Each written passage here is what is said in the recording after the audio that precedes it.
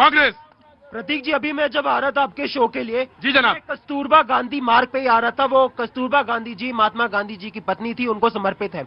आप जगह जगह जाएंगे, कस्तूरबा गांधी बालिका विद्यालय आपको मिलेगा, जो कि छोटी बच्चियों के लिए एक स्कूल बनाए गए, वो भी महात्मा गांधी जी की पत्नी को ही समर्पित है। आप जगह जगह, अभी मनरेगा पे हम बात करें, मनरेगा भी महात्मा गांधी जी को ही समर्पित योजना है। और जहां हम खड़े होकर डिबेट कर रहे हैं वो राजीव गांधी जी के ऊपर है।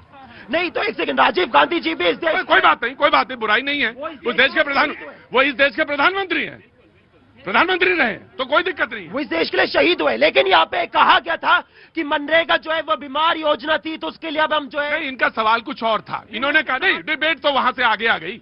इनका सवाल ये था कि आपने दीनदयाल उपाध्याय जी के नाम पर योजना जो थी उसको बंद क्यों किया, क्यों चेंज किया? नहीं है। लेकिन अगर आप यहाँ पे जो है जाएंगे तो फिर आएगा कि भैया अटल पेंशन योजना शुरू की, महात्मा गांधी जी के नाम को आपने बदला। यहाँ पे अटल बिहारी वाजपेयी जी के नाम पे आपने कितनी सारी यहाँ पे आपने स्कूल, यूनिवर्सिटी, कॉलेजेस शुरू किए।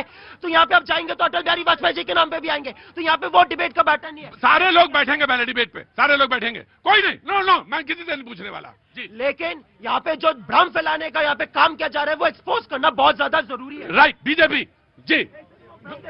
हाँ जी, भ्रम बताइए।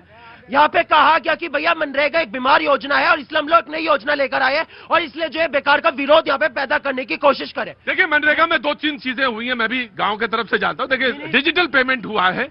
डिजिटल पेमेंट की वजह से बहुत सारी चीजें हुई हैं कि जिसका काम है उसी के खाते में पहुंच रहा है जी। मैं बता दूं इन्होंने बीमार क्यों किया है। इन्होंने किया, वो बीमार योजना थी नहीं, इन्होंने किया लगातार मनरेगा का बजट घटाया। 2021-22 में मनरेगा का बजट था 1,11,000 करोड़, जो कि आज के समय पे 86,000 करोड़ है। आपने बीमार किया। आपने जो है मनरेगा के मजदूरों को उनका हक नहीं दिया, उनको पैसे नहीं दिए। केंद्र सरकार 90 लाख मजदूरों को जो है मेहनताना रोक के बैठी हुई है, डिले करती है। बीमार आप योजना को करते हैं और आप आरोप जो है कांग्रेस में लगा रहे हैं।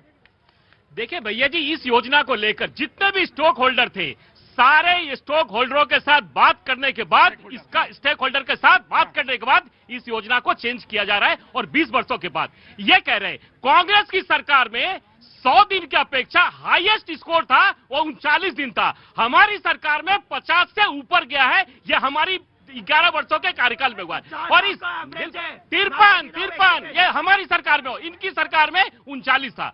ये इस देश की जरूरत थी। ग्राम विकास की योजना माननीय महात्मा गांधी जी ने देखा था। स्वरोजगार की योजना, ग्राम को कैसे विकसित करना है, उन्हीं के बात को हम आगे बढ़ा रही है हमारी सरकार। राइट, आराम से, बस जी। आप उधर खड़े थे, फतेहपुर से आए हैं, क्या नाम है आपका? इशरत खान। इशरत खान साहब कांग्रेसी हैं, और क्योंकि अंदर बैठने की इजाजत दी हमने आपको, तो लिहाजा अब आपको बोलने की भी इजाजत देनी है जी। बहुत बहुत शुक्रिया। आप बोलिए, आपने मन की बात बोलिए जी। प्रतीक भाई, जो यहाँ पे बहस हो रही है, उस बहस में तो हम है नहीं, हम तो एक बाहर के लोग हैं, बाहर के श्रोता हैं। आप कह रहे थे कि नाम बदल गया है और नाम न बदलना चाहिए, इस पे ऑब्जेक्शन हो रहा है। और आपने कहा कि हम जहाँ पे खड़े, ये राजीव चौक है। राजीव चौक एक प्रधानमंत्री थे, जो आप हाथ में लिए, ये किसकी देन है? ये किसकी देन है? ये जवाब दे दीजिए आप। क्या चीज? ये जो आप हाथ में लिए, किसकी देन है? हमें क्या मालूम किसकी देन है? तो अपोजिशन से पूछ लीजिए किसकी देन है। मतलब ये किसकी देन है? अरे या भाई, कौन लाया संचार व्यवस्था? ये कांग्रेसी तो लाई है, और कौन लाया है? ये समझ तो चचा हम उसी सेकंड गए थे जब तुमने कहा कि ये बात। अब ये कोई सवाल, अब ये कोई बात थोड़ी ना की आप कैसे खड़े हैं, आप कहां से आ गए? अरे चाचा, ये कौन सी बात हुई? मैं पिताजी की वजह तो हम भी आ गए अपनी वजह। उसी संचार व्यवस्था की बात कर रहे हैं भाई साहब। मैं आपसे कहना चाहता हूं, उसी पर उंगली उठाने वाली, ईवीएम पर सवाल करने वाली भी कांग्रेस ही है। और दूसरी बात मैं कहना चाहता हूं, और एक बात और कहना चाहता हूं। बिल्कुल चाचा, मैं आप ही को दूंगा।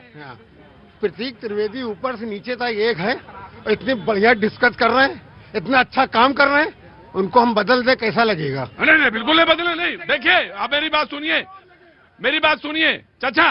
जिस दिन, अरे अब ऐसा ना करिए, जिस दिन मेरी सांस फूलने लगेगी, जिस दिन मुझे लगेगा कि सामने में बहुत सारी तब्दीलियां आ गई हैं और अब कोई नया युवा आना चाहिए और नए लोग आने चाहिए, ऑफकोर्स हम बदले जाएंगे। और एक बात बताएं, कोई चीज स्थायी नहीं होती चाचा। बहुत सारे लोग होते हैं, बहुत सारे चीजें आती हैं, और ऐसे ही देश बनता है।